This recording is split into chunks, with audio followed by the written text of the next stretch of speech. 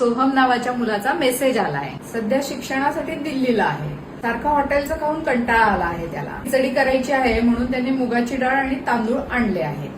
त्याच्याकडे अगदी बेसिक मसाले आहेत, जसे की हळद, तिखट, गोडा मसाला. कुकर सुद्धा नाहीये, सॉस पॅन आहे. पुढ्या लिमिटेड साहित्यामध्ये आपल्याला त्याला मुगाच्या डाळीची खिचडी करून दाखवायची आहे. अर्धी वाटी तांदूळ, अर्धी वाटी मुगाची डाळ निवडून घेतलीये. आता आपण धुवून घेऊ.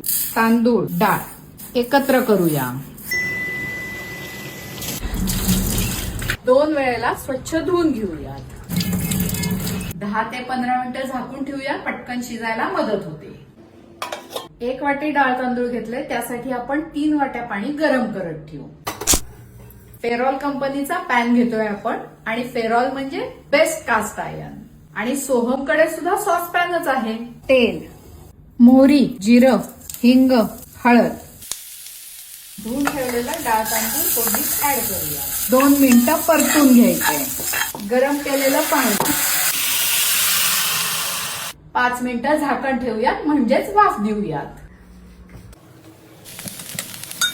वा, खिचडी बऱ्यापैकी शिजली. कितपत शिजलीये ते बघूयात. डाळ अजून शिजायला हवी. थोडंसं पाणी ऍड करूयात. अजून एक 5 मिनिटाची वाफ देऊ. जेव्हा कुकर नसेल तेव्हा अशा पद्धतीने टायट्रेट करतच शिजवावी. डाळ तांदूळ शिजलेला आहे. आता मसाले. थोडंसं लाल तिखट, गोडा मसाला, मीठ. खिचडी खालती लागणार नाही याची काळजी घ्या.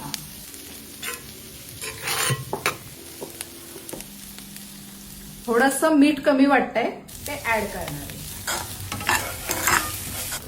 कशी छान मऊसर एकजीव सुंदर खिचडी झाली. आपली खिचडी तयार आहे, पण 5 मिनिटं झाकून ठेवायची, त्यामुळे सर्व फ्लेवर्स एकत्र येतात आणि खिचडी अतिशय सुंदर लागते. सोहम, साजूक तूप तेवढा आण हा. साधी आणि पौष्टिक खिचडी करायला अत्यंत सोपी. वाह, मस्त. एन्जॉय. खिचड़ी के 4 यार, घी, कढ़ी, पापड़ और अचार.